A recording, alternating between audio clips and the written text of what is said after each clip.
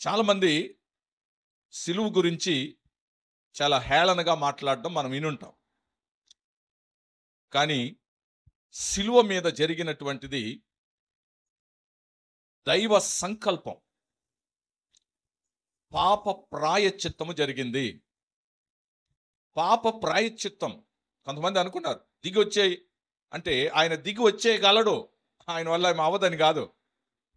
కాబట్టి దిగి రాగలడు. ఇప్పుడు ఆయన గెత్సెమనే తోటలో ఆయన ప్రార్థించినప్పుడు ఆయన బలపరచడానికి దేవదూతలు వచ్చారు.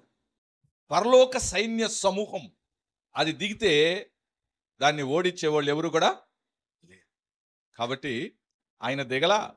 ఆయన దిగితే ఆయన ఉద్దేశమే సంకల్పమే పాడై క్రైస్తవ్యానికి వ్యతిరేకంగా మాట్లాడుతున్నాడు అంటే అది మనిషి కాదు, అది దయ్యం. సరే, ఎందుకంటే 4 సువార్తలలో కూడా యేసు ప్రభు యొక్క మరణము గురించి రాయబడింది. కానీ జననము గురించి అన్ని సువార్తల్లో లేదు. మార్కు సువార్తలో రాయలేదు.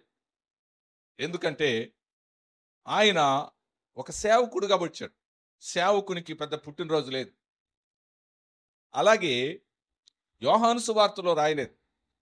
ఆయన దేవుడు కనుక దేవునికి పుట్టినరోజు లేదు. మనము యేసు ప్రభు క్రిస్మస్ రోజు పుట్టాడు అంటే భూమి మీద ఒక మనిషిగా పుట్టినందుకు మనం సెలబ్రేట్ చేసుకుంటాం, అంతేగాని యేసు ప్రభు ఎప్పుడు పుట్టాడమా?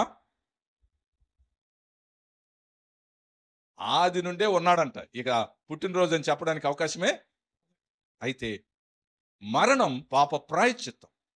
ఆ ప్రాయశ్చిత్తం అనేటువంటిది మన పాపాలన్నిటినీ తుడిచేసే శక్తి కలిగింది.